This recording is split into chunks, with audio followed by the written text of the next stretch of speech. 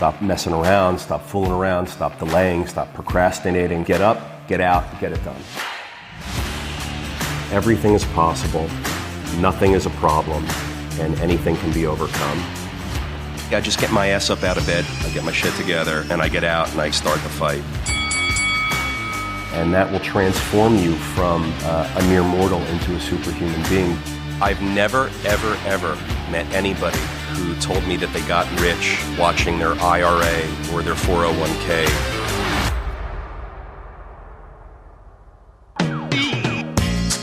All right, Peter, we're doing it again. Daily Cash Flow. It's Wednesday. How you doing? George, I feel better this week than I did last week. I looked at our episode from last week and I just felt like I wasn't quite on and firing like I usually do. I'm sorry to hear that, but I'm excited to come in contact with a high energy Peter today. Busy week, though. I mean, look at the world, look at what's happening, look at everything that's in the headlines, everything that's happening economically. Insane. My God. Yeah. No, My God. What are people going to do? Yeah. Do you want to just get into it? Do you have anything you want Let's to just get into it, because I'm sure you're going to ask me about the top three things that so the top thing for me is, like, unless listeners have been completely under a rock for the last week, the second largest banking collapse in U.S. history occurred last week with SVB. Unreal. And then 2 days later, you had Signature. Second and the third largest. Crazy. You didn't mention First Republic either. That's true. Yeah. Took a little longer for that to happen, but that's more today. So today's what, the 16th. Yeah. So we're filming this today on the 16th. First Republic Bank news broke today that they're getting a private money injection of, I think, $30 billion. I care about that because I bank at First Republic. I used to bank at Signature. I don't anymore. I've never banked at SVB. Yeah. How do you feel about it? Do you feel like you dodged a bullet in that sense? These banks, they were very well positioned. After the 2008 banking crisis, we put Dodd-Frank in place. The requirements for liquidity and reserves were upped significantly. Now, in 2016, under Trump, he rolled back some of the Dodd-Frank things. You know, Elizabeth Warren is out there trumpeting how this has all occurred because of that. I don't think so. I think you needed to roll back some of Dodd-Frank because times had changed, markets had changed, economic conditions had changed. So some of the things weighing down on how banks do business had to change as well, perhaps. So that's why the rollback in 2016 happened. And I don't think that that's responsible for today. I think what's responsible for what's happening this week is decades and decades of failed monetary policy, of printing money. The Fed has an unlimited amount of money. Unlimited. They want to print more, they just make more. Boop, just snap their fingers. And up comes billions and billions, trillions, whatever they want, right? We saw it during COVID. We've seen it so many times. There's all sorts of ways that they can print money. They can actually print money, roll it off the press, hit a button, send it into the accounts. There's QE, quantitative easing. There are all sorts of monetary policies which can be instituted which have the effect of printing money. So what you have is decades and decades of all this monetary policy causing this inflation, flooding the system with capital. You know, these SVB and Signature Bank, these events occur. Government says, we're not going to bail out, but they effectively bailed them out. They got bailouts. Although not the employees, right? It was really just, not the employees. So that's the talking point. Separate but similar discussion, I guess. And then, you know, the CEO in the year leading up to this week had sold millions of dollars worth of stock. Does that mean that he knew about this? Right. I don't think so. I think these CEOs, they're on a plan. They have to sell stock sort of regularly. Yeah. And when stock prices are high, they want to sell. That's their carrot for staying in there and working. Now, there's talk about the executives receiving bonuses the day of or the day before. I mean, I think all of that stuff sounds like normal stuff. It just so happened coincidentally that it happened on the same day that the news broke of the bank run. And so people are saying, oh, you paid out the executives, but the bank failed the same day. You're thieves. People are saying similar things with like Credit Suisse, like is, you know, under duress right now. And it's not, people feel like it's connected, but it's not connected. That's been happening separately anyway. Who knows? Look, we're not going to be surprised if we hear that all of this is intentional. Right. But I just don't think it's intentional. I think what happens is, you know, SVB is not a consumer bank. I mean, they're not holding deposits of plumbers and teachers and the common person that exists. That's not who they provide banking services for. They provide banking services for these startups, these tech companies, these entrepreneurs. Balances are higher, and people started withdrawing money from a bank. It was a good old-fashioned bank run. Right. They just withdrew their money. Now, what they did with it, I don't know. They got to put it somewhere else. And did you notice this? Here's the funny thing about the SVB collapse. In the days prior, there was a run-up of Bitcoin. Bitcoin was at 19,000, and it shot up to 25,000. Then they released the news about SVB, and it's been stable at 24, 25,000 since then. But, it begs the question, did they pull money out of SVB and put it into Bitcoin? I mean, there was there was more purchasing than there was selling of Bitcoin. That's why the price goes up. And certainly that would fit the demographic that is interested. It would fit the demographic. It would fit the timing. It also fits the narrative because people feel uncertain, unsafe, and unsure about our banks and our banking industry. When you put your money into the bank, we talked about this, I don't know how many times, George, when you put your money into the bank, they don't hold it. Right. They don't run back and lock it away and sit on it like a chicken hatching eggs. Mm-hmm. They get rid of it. They don't want it. They want you to give it to them so they can lend it out and invest it and make a spread, make margin and profit on the money that you've deposited with them. Yeah. So when you withdraw money that was previously deposited, it starts to constrain the business and metrics and deposit requirements that these banks are supposed to have. And what happened was, in the good old-fashioned bank run, more people made withdrawals than were making deposits. Deposits went down. They still had money out, and they were triggering their reserve red flags. Mm-hmm. Yeah, and you mentioned that it wasn't a consumer bank.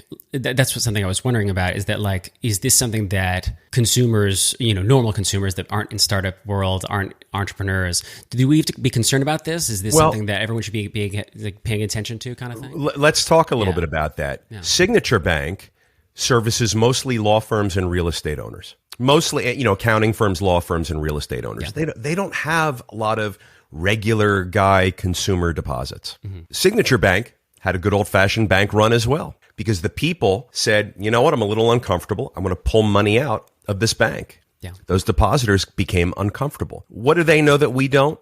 What do these tech companies and law firms and accounting firms, what do they know that we don't? They may be more of a leading indicator than the consumer behavior, for sure. We should look up to and watch them and watch what they do. George, if you're asking me if this is all going to trickle downward onto the consumer and onto the consumer banks, and we should all just go run and withdraw our money, I don't think so. Mm-hmm. I don't know if you received any emails. I have bank at a lot of different places. Yeah. All week I've been receiving emails. Dear customer, we just wanted to let you know our liquidity is great. We're in such a strong position. Here's our metrics. Here's how we stack up to every other bank, our size. And I got all these emails, and everyone's trying to say, keep calm, have confidence, don't worry, we're fine.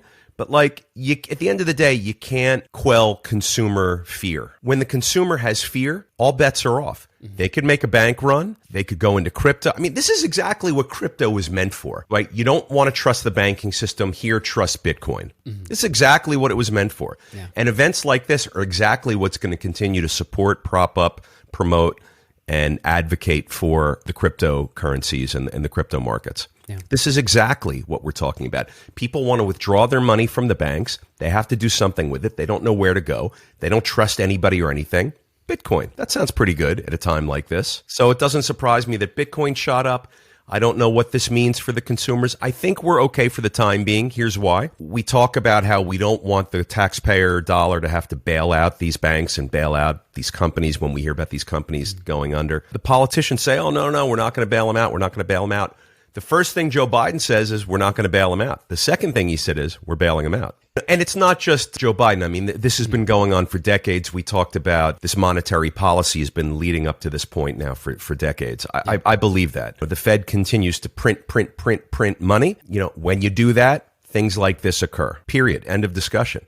There was so much money in the system before that banks didn't have to pay a high interest rate on a savings deposit account.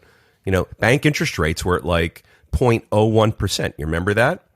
They're a little higher now, and they're going to get a little higher again because of the lack of confidence. They're going to want to have the interest rates that you get on your depository accounts be a little higher so that you're more incentivized to put your money with the banks. But when you put your money with the banks, guys, don't forget this. They don't keep it. They turn around and they put it out on the street. They lend it to borrowers like you and I so we can buy homes, cars, businesses, HELOCs, whatever we need money for. They're there to lend it to us, and we have to sign personally for it. They want collateral, and they're going to get the collateral, and they're going to sell us that money at a 5, 6, 7, 8, 9, 10%, maybe more interest rate. The credit card companies, they're extending credit, right? Because they want us to pay a high interest rate. These banks and credit card companies, they don't reward you with anything. You know, your cashback credit cards, it's like what? Under 1%, right? You know, so of course, that's like a good deal for them. And you're paying all the annual fees, and they charge the vendors. Amex charges, I think, 6% to their vendors. Visa, MasterCard is anywhere from like 3.5% to 5%, depending on what the products are. So, you know, look at that, right? They pay you under 1%, but they're making 3.5% to whatever. I mean, those are big margins. 100%. If you do it at scale, if you do it at volume. Yeah. So don't forget, when you put your money in a bank, it doesn't stay there. They turn around, they get rid of it as quickly as possible. They don't want it. They don't make money by holding your deposits. They make money by getting rid of your deposits. And when you go and withdraw your deposits, they now no longer have money to lend. Mm-hmm. And that's what causes the events of this week. So consumers beware. If you were ever dark on the crypto markets and Bitcoin, reconsider it. Look at what happened this week. Bitcoin shot up, bank stocks went down. That is exactly why Bitcoin was created. Exactly. It couldn't have been a more perfect example. Textbook. We can, talk all day about the doublespeak of Washington in terms of, we're not going to bail out, and then we do bail out. But I was curious with, you're a free market guy, and that's, the ethos that you run with. Do you feel like the bailout, or whatever we want to call this kind of regulation of what happened, was necessary? Do you feel like they should have let the cards play how they play? Double-sided coin, right? Yeah. If you don't bail out the bank, it ripples to every other bank, doesn't do anything to suppress or quell consumer fear, and you got a big problem. Inside the closed meeting, behind those closed doors, those government leaders were having exactly this conversation. Hey guys, if we don't bail them out, it's just going to be a mess. It's going to ripple through all the banks, the regional banks everywhere. Everyone's going to run and withdraw their money. It's going to be a disaster, so we have to bail them out. Then the other guy says, well, geez, if we bail them out, then what kind of precedent are we setting? We're spending taxpayer dollars, and these banks were poorly run in the first place, and why don't we let the survival of the fittest take place and let the poorly run banks fail so that the properly run banks can rise up and succeed? Both have strong arguments. And when you're a leader and a legislator, and you're in that closed door meeting, you have to make decisions. What do you do? What does the Fed chairman do? He's got to raise interest rates. It's, separate now from the bank issue. But he's got to raise interest rates to quell inflation. But he knows that when he does that, he's going to kill the labor markets and people are going to continue to lose their jobs. Yeah. What do? You have to do something to tame inflation. Raising interest rates is the only tool he's got. Mm-hmm. But people are going to lose their jobs. Not 10 people, like 10 million people. Like whatever it is, it's a big number, millions of people. I mean, we hear about it every week. Hundreds of thousands of people are losing their jobs. Tens of thousands, hundreds of thousands. I mean, Meta just announced the other day another 10,000. Yep, their biggest layoff. We see what's happened in the tech sector. But, there's a lot of pain in the labor markets coming because as these high rates and as this uncertain economic environment continues, it means companies don't want to have a big payroll expense on their books. They're going to get rid of people that they feel are unnecessary, or they're going to double up work and combine roles and reduce the amount of fat, so to speak. But it's tough decisions. There's tough decisions that you got to make. By bailing out the banks, personally, I'm not for it. But I recognize if you don't do anything to support and backstop these banks when they're on the brink of failure or having already failed, you're introducing so much fear and uncertainty into the markets. George, we know what happens when fear and uncertainty is in the markets, right? Uncertainty means people don't want to pay anything. Mm-hmm. Certainty means we can pay a premium. And markets digest all of that and account for all of that. With a lot of fear, values come down, deposits get withdrawn, turmoil in our world. I mean, it would have been horrible if it was only SVB and Signature Bank. We can deal with it. Had that rippled to every other regional bank, and we'll wait and see because this is only the first week. Let's wait and see what happens next week. But If there's a ripple into the regional bank industry across America and people make runs on banks like they did with these two banks, are you kidding me? Watch Bitcoin go to $1 million if that happens. So how confident are you in our country's banking system? Do you feel okay having your money in the bank? You need to have money in the bank to pay bills. I get that. But what about your savings? What about your inheritance? What about your retirement?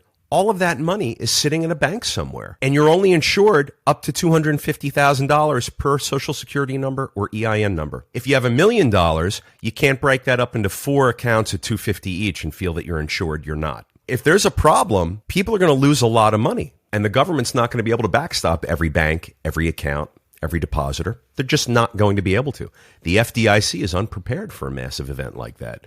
They can handle a bank going under and securing $250,000 and under on the depositors of that bank, but they can't do it for an entire industry. Yeah. Just can't. Can you imagine what would happen to our world if the banking industry were to collapse the way we're imagining and talking about right now? It's hard to imagine. It would be bad. Yeah. We wouldn't be able to pay bills. Our companies wouldn't be able to make payroll. We wouldn't be able to pay our vendors for materials that we received. It would be bad. Yeah, infrastructure. I think that's the thing, is like imagining that kind of world is not just, empty bank accounts and bills. It's everything functioning at all, Yeah, well, look, between bailing out the bank and not bailing out the bank, I hate to say it, I don't want to be bailing out anybody who's a failure, but if you don't, you have problems. Maybe we need to think about other ways to solve that problem, protect the consumer and the depositors in the future. But I hate the bailouts because it should be the successful that rise up and win, and the unsuccessful and the bad, poorly run companies that should sink to the bottom and fail. And we should let them sink to the bottom and fail. That's the beauty about a free market. We get the best as a consumer. In the free market, we get the best things when poor companies are allowed to fail and successful companies are allowed to succeed. That's the best for us. But when poor companies are allowed to continue on and be poor, poorly managed, poorly run, poorly operated, it's not good for us. We shouldn't bail them out now. We shouldn't have bailed them out in the past. And we keep bailing because the alternative is far worse. Yeah. It's an unfortunate position to be in. You're damned if you do, you're damned if you don't. So that closed door meeting, they say, you know what? We just got to do it. We just got to do it, because if we don't, we're gonna sink like the Titanic. We'll be keep an eye on the Bitcoin and praying to the gods. Otherwise, I promise you, this continues to happen. Bitcoin's going to shoot through the roof. Yeah, we'll keep an eye on it. That's going to be interesting. I wanted to ask you about Citadel. That's come up a few times over the last year. Ken Griffin moving down to Florida. Yeah, I know. Freudian slip. Quite different people. Very different person, I believe. I've never met either of them, but I think they are quite different. Both very good at what they do. Yeah, well, and that's what I wanted to ask is, like, in 2018, I read this article that Citadel basically hired an entire weather service. That they hired a bunch of scientists and analysts, and their weather forecasts for Citadel were more accurate than most meteorologists, most weather. Doesn't surprise me. Yeah, and obviously there are many components that make Citadel as successful as it is. I think it's the most successful hedge fund of all time as of right now. But it got me thinking, what are outsized investments or business decisions that you've made that may look extreme from the outside? But this is a great conversation. Ken Griffin was just fed up with the fluff meteorologist that he would see on the evening news. I mean, I know everybody is. We all joke about the weatherman and the weather report for a reason, because they're just a bunch of idiots.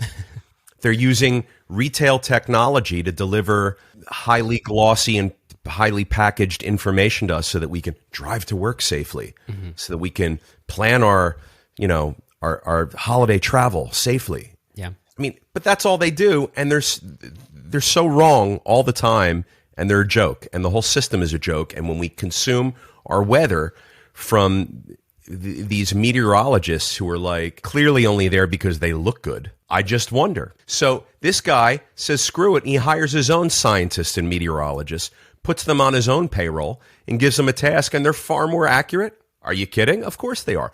I've had to hire my own engineers. I've had to hire my own people because I didn't believe what was being provided to me. In those circumstances, I always ended up being better off. He didn't want to believe the Channel 6 News meteorologist, right? Who wants to listen to that if it's never really accurate? Well, he didn't want to listen to it. it wasn't accurate, and he took matters into his own hands. He could afford it, hired his own team of people, and it turns out that he doesn't have to rely on Channel 6 News meteorologists because his people are giving him more accurate information. If you're in business and you don't like the information you're getting and you think that you can have better information, don't be afraid to pay for it or get it or hire people to give it to you or seek out advice or Google it or whatever, right? Take matters into your own hands. I haven't listened to the TV news in years. Yeah.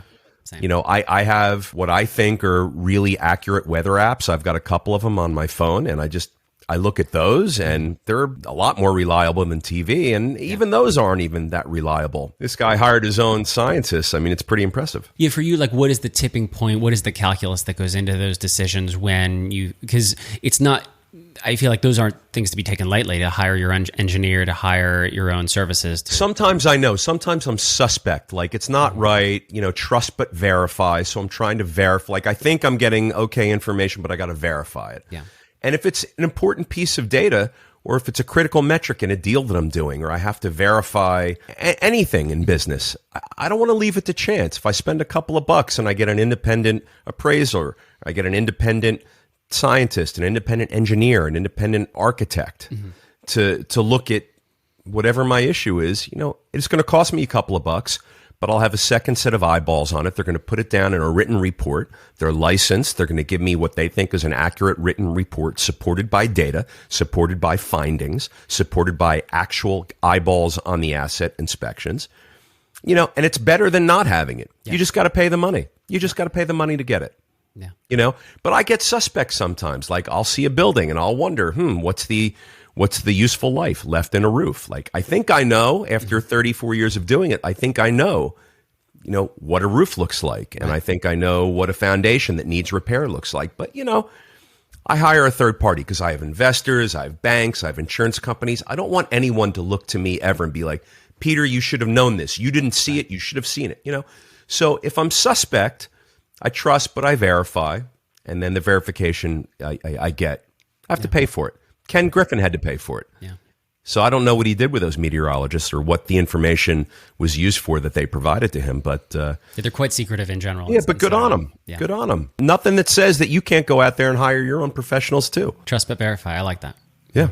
Yeah. You actually brought this to my attention that in 2022, New York City had the most police resignations in like 2 decades. Sad. And by all accounts, this seems largely due to talent being poached by other towns, higher paying jobs from other towns, better hours in other towns and districts.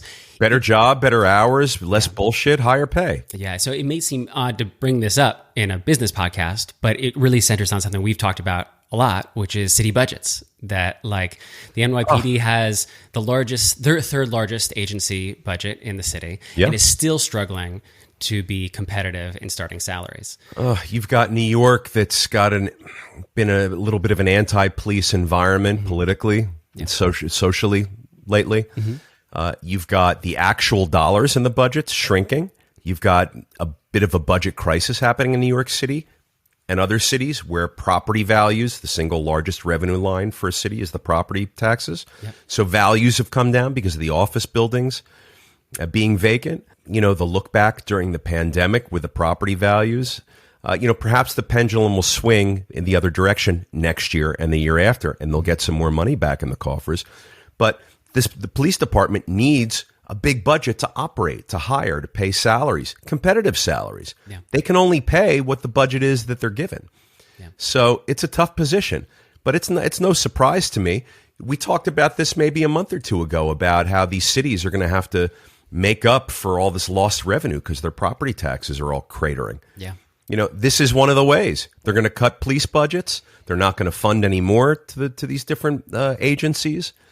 Police are going to say, hey, man, we need money. We got to hire people. We got to be more competitive. They're going to say, sorry, we don't have the money. And what's going to happen? Cops are going to leave. They're going to go to Piscataway. They're going to go to Hoboken. They're going to go to Long Island, wherever, but they're going to leave. And it's sad and it's a shame.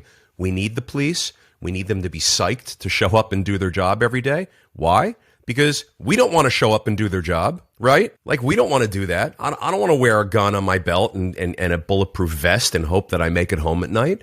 So these people need to be paid a fair compensation. more than fair, because we don't want to do it. No, totally. And I think this is going to be the thing that changes now, because there's going to be this big drop in enrollment, and the people are going to leave. They're not going to be able to hire new people. They're going to have to readjust. Oh, by the way, you know who else is readjusting salaries? Who's that? The airlines are readjusting salaries for the airline pilots. Yeah. Big time, because those salaries for those pilots lagged and lagged and lagged for a long, long time. And we all know people that work for these airlines, and we all hear these stories about how horrible these airlines are as employers. Yeah. Right? We've all heard it. And the delays, the unreliability of the air. I mean, they could be great jobs. Yeah. But the way these airlines work and the economics of running an airline, it's tough. So they can't really pay that much, and they haven't over the past, couple of decades. Now that's all being rethought, and they're upping the salary discussions for all of these for pilots and all these airlines to be quite attractive now. And good on them. They should. I'm not a pilot. Yeah. How many pilots do you know? It's hard to become a pilot. 100%. You have to be physically healthy, mentally healthy. It's rigorous. You need to be firing on all pistons, right? Yeah. You've got hundreds and hundreds of lives in your hands when you fly these planes. It should be a high-paying job. Come on, people. Police, firefighters should be high-paying jobs. You want these people to be paid well. They're doing a job that you and I can't do, nor do we want to. So there's a lack of supply of people coming into these jobs. We need them. Society needs them. The firefighters, the first responders, the EMTs, the police, the pilots. I mean, these are tough jobs. They should pay a lot of money for these people. These people should be psyched to show up and work and do those jobs, and they should stay there for a long time. We need them. Society needs them. The airline should pay more. But you know what's going to happen? They're going to pay more, and they're going to pass the costs on to the consumer. I think that's the thing. That's what's so interesting about this conversation is I think most people would agree with you, if they watch this video and they say, oh, yeah, of course we should pay more police. Of course we should pay pilots more. But the question is of where does it come from? And, in this case, municipal budgets. Exactly. We've talked about before about like everything is connected.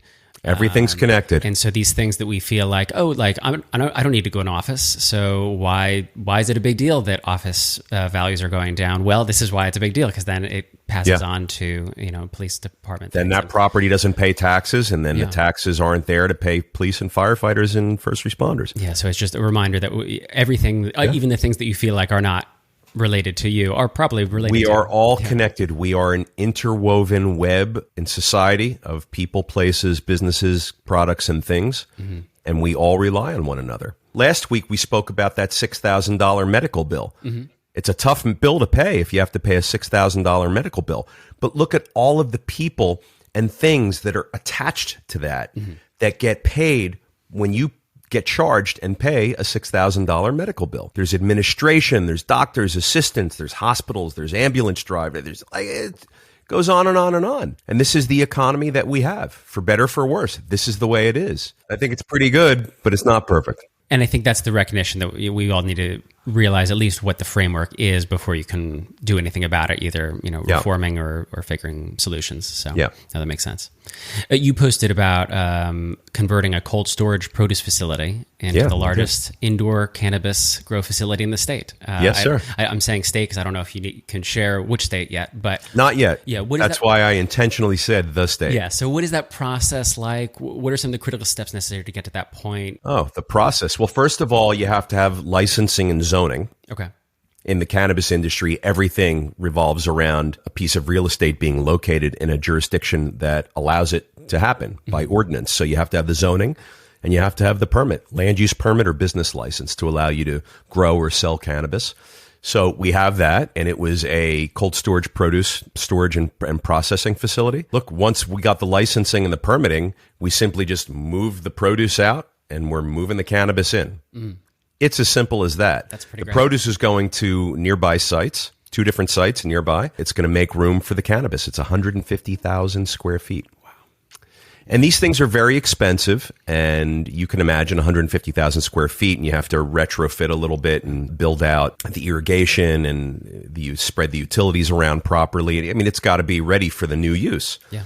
So it's not a cheap undertaking. It's actually tens of millions of dollars. Yeah. But once you do it, it's a great opportunity. It's going to be a great business. And so the process really starts with permissions, zoning, land use, business licenses. Then you get into deploying capital to invest to convert the property physically to be from handling watermelons and cantaloupes to now handling cannabis. Yeah. And you have to make it secure, and it has to be in compliance with the state's cannabis regulatory body so that it's safe and secure and has the various features that make it qualify for an indoor cannabis growing facility. This has all of that, and so now it's just a matter of bringing in the irrigation technology and the lighting technology, spreading out the utilities, getting the water distributed around and putting in the shelving and the stacks, and that's what we're doing now. Now, as the future of cannabis kind of expands, do you feel like indoor grow facilities is that like the frontier? Do you feel like most people are going to shift into that direction? So, I'll tell you about indoor growing. Growing cannabis indoors is typically a money-losing proposition. Okay. It's very expensive. It's very difficult. It yields the highest quality product, for sure, because you can control it. It's a controlled environment. So when you marry the controlled environment of the indoor grow with like a great grower who's got experience, who can do it, usually get a great product. But it's so expensive. George, these indoor facilities, even at like 20,000 feet or 30,000 feet of indoor growable size, they're tens of millions of dollars. Wow. To buy the real estate, to get it licensed, permitted, and zoned, the lawyers, the lobby, the towns that you have to go before to get the permissions, it's impossible. And once you do, you either have to build a new building if there wasn't one there already, or you have to retrofit an existing building like what we were just talking about at the cold storage place. And it's not cheap. It's not cheap at all. And a lot of people in this industry are capital constrained. As a matter of fact, that's one of the key features that you see right now of all the various different segments of the cannabis industry, is that people are capital constrained. Even the big successful companies don't have access to capital. The banking systems aren't there. The private investor money is pulled back. Look at the times we're in right now. Yeah. Right now is not typically when you see a lot of private equity money come into these high-risk incipient phase businesses like cannabis. I mean, all of them got funded during the fat years of like 2015 to 2021. But now that money is dried up. Mm-hmm. Those buildings have been constructed. The infrastructure is put into place.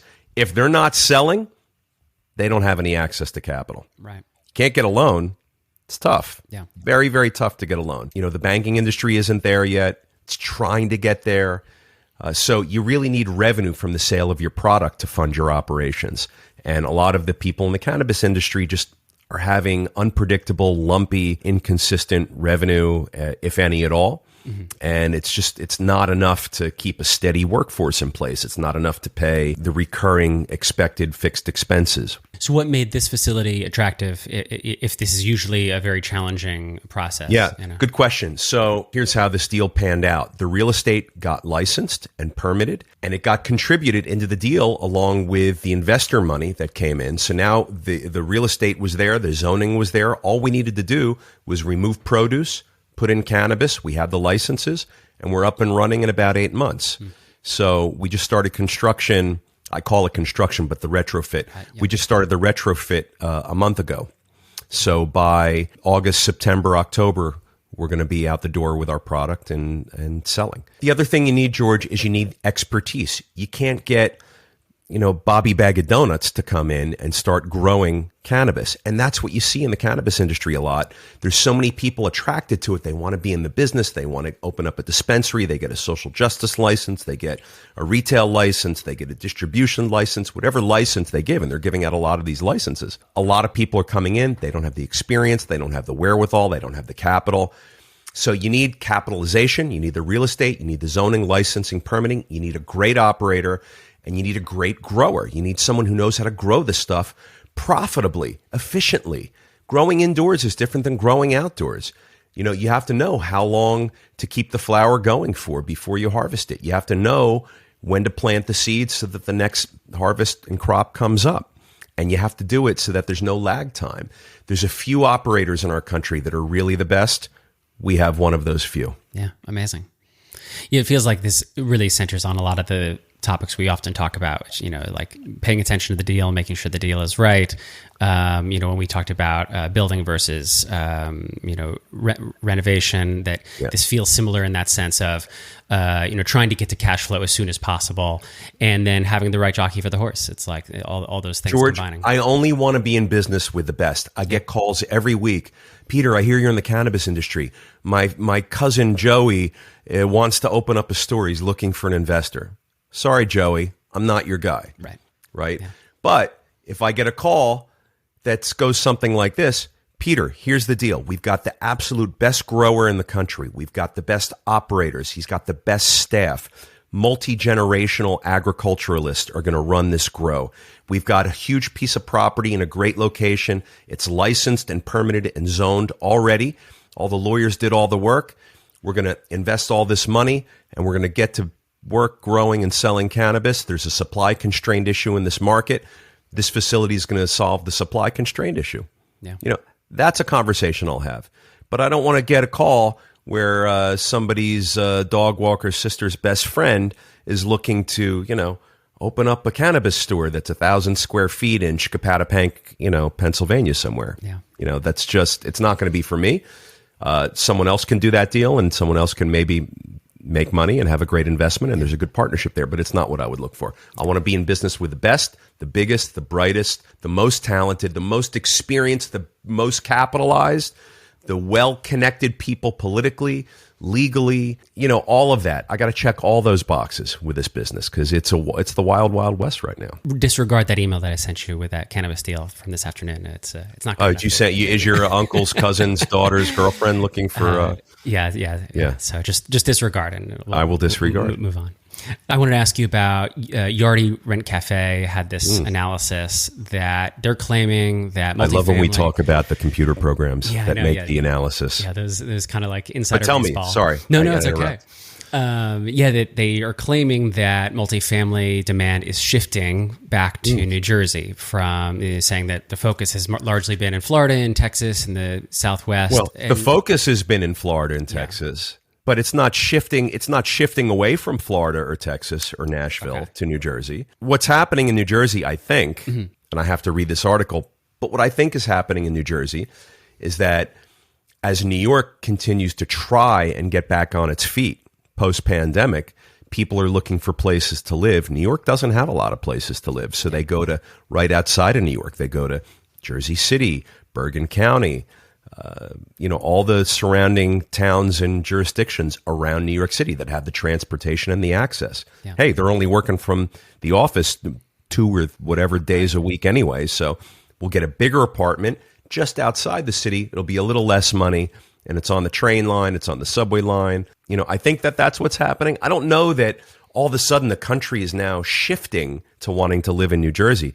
My God, actually, quite the opposite from what I can tell you, because I'm in New Jersey every day of my life, is that people are like leaving New Jersey. What we're seeing is that as more and more people want to continue to move to the New York metropolitan area, therein lies New Jersey. Yeah. And I bet you if you look at rents out on Long Island and Westchester, those are also increasing, and those markets are also hot as well, because it's just going to be bigger space for less money than living in Manhattan. Yeah, when I saw that headline, I feel like, the Jersey market may be hot. We've talked a lot about how the supply is just not there. Not there. Yeah, so I don't know that it's a shift. Right. It's not a shift. The word shift is throwing me off. Yeah. Texas is still on fire. The Sun Belt, Arizona's seeing some reduction in rents, but it's still pretty active. Yeah. I mean, new leases are being signed and absorption is occurring. But it's not shifting away from those markets in favor of New Jersey. It's just New Jersey's doing well too.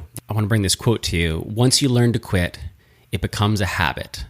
I know you're a fan of Vince Lombardi, and that love Vince Lombardi. Is of his. Is that a Vince Lombardi That's quote? That's a Vince Lombardi. And I love that.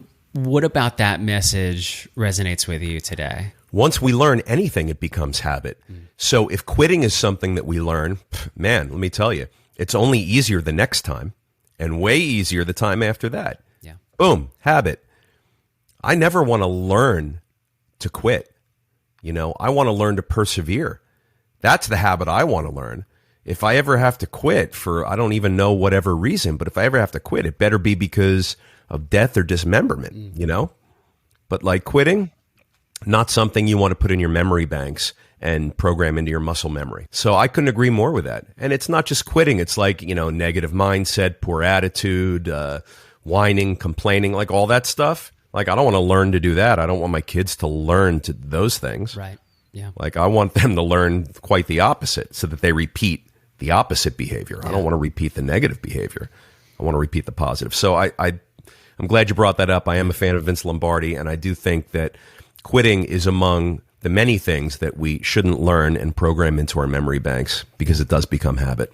I love the muscle memory thing you bring up because that makes me think of Michelle Yeoh, who just won the Oscar for Everything Everywhere All at Once. She did a bunch of things with Jackie Chan back in the day, and she was talking at one point about she did a lot of stunts, and she had this stunt where she fell off a car onto another car, and she was supposed to break the windshield and fall through the windshield. Well, the windshield didn't break, and so she fell off of the car onto the ground. And the director comes up to her and says, oh, well, what do you want to do? And she was like, oh, let's go again. Because she knew if she didn't do that, if she took a half hour to settle in and figure out what went wrong or whatever, that's when injuries happen. Yeah. And that reminds me a lot of how you phrased that. I love that story. I haven't heard that, but I agree. I would probably have done the same thing. Yeah. I want to get up and go try it again. Yeah. I don't want to sit there and wallow in my... in anything. Yeah, in anything. Great quote. I love the Vince Lombardi quotes. Yeah. Well, I have another quote. Life is an investment. If you put in all you have, you'll take out even more. That's a quote of yours. I said that. You said that. Yeah. And I love that. As you were saying it, I'm thinking, wow, this is really good too. Who's that? That's a Peter Siegel quote? That's a Peter Siegel original. Wow. And I wanted to ask you, what does that mean to you, and how should people think about that quote in order to be successful? Nothing happens unless you put in work. Nothing happens unless you put in effort. With anything, not just about business, but with anything. So when you put in work, when you put in the effort, that's as much of an investment as making a financial investment. If not more, honestly, because you have to actually try, man. When you try, look, I had a conversation with someone on the plane coming home from Miami yesterday. We were talking about how poor students we were when we were younger. It was tough to learn. I wasn't a great reader. I'm still not a great reader. Thank God for audiobooks. Yeah. And when I do read, I read in very small, consumable snack bites. I can't read more than a couple of pages at once. It's embarrassing, but that's the truth for me. But the way I learned, rather than reading, was I would take notes on the lined yellow notepads, and I would write the things that my professors and teachers were saying. And the act of writing it down, that effort of writing things down, ingrained the knowledge in my head. I had to memorize things before I really learned it, and it became conceptually something that was that I comprehended. But I had to memorize it first. Yeah. It was very difficult to memorize because I had a difficult time reading. So I had to write it, and the writing, and over and over and over and over and over again, man. That's how I learned.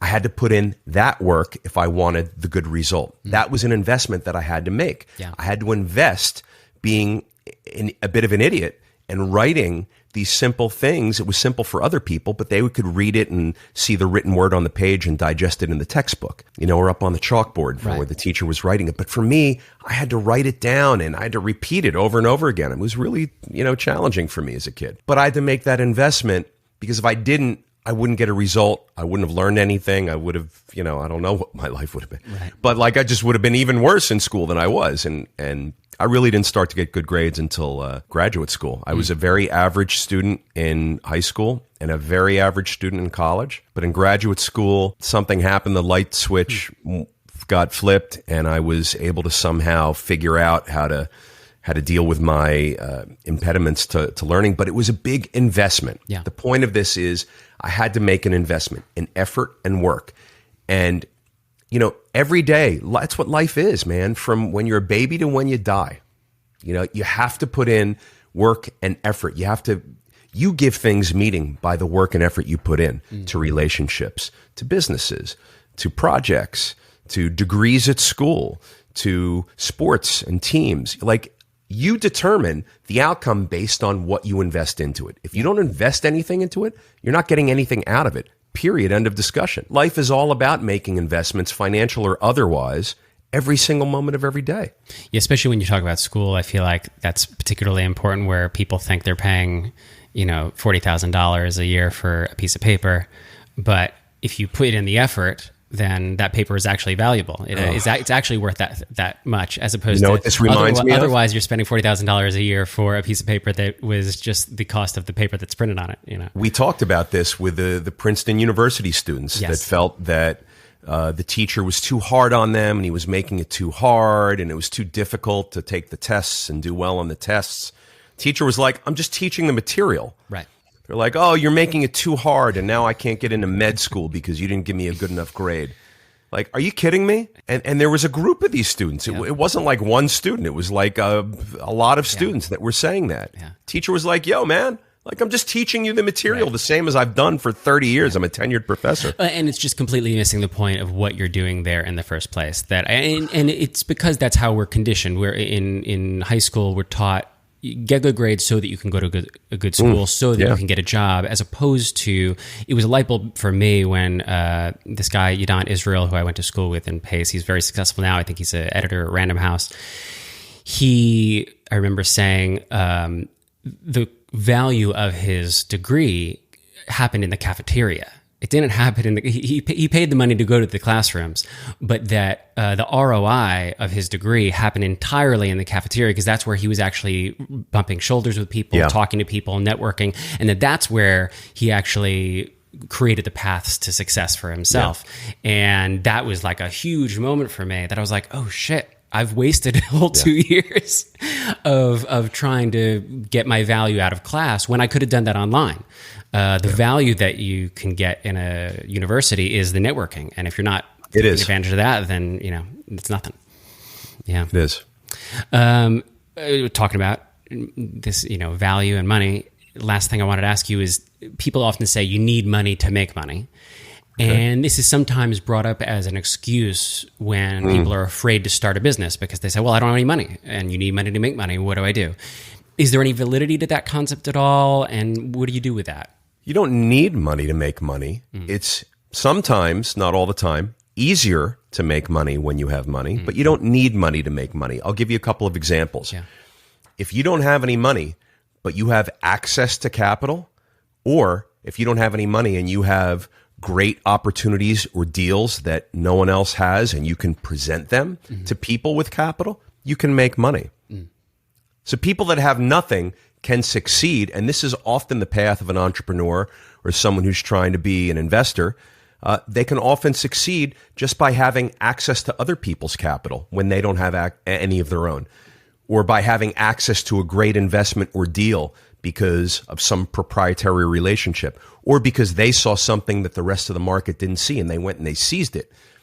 If you have a deal and if you have access to capital, you can always make money. You don't need money. You just need access to money. There's a difference. All right. Well, this is fantastic, Peter. Was it fantastic? Yeah, it was. I love this. Do you have anything you wanted to touch on before we head out? Anything? No. Yeah. No, I'm going to go tinker with some vintage guitars. Fantastic. Excellent. Well, thanks so much. And Thanks, I'll George. see you next time.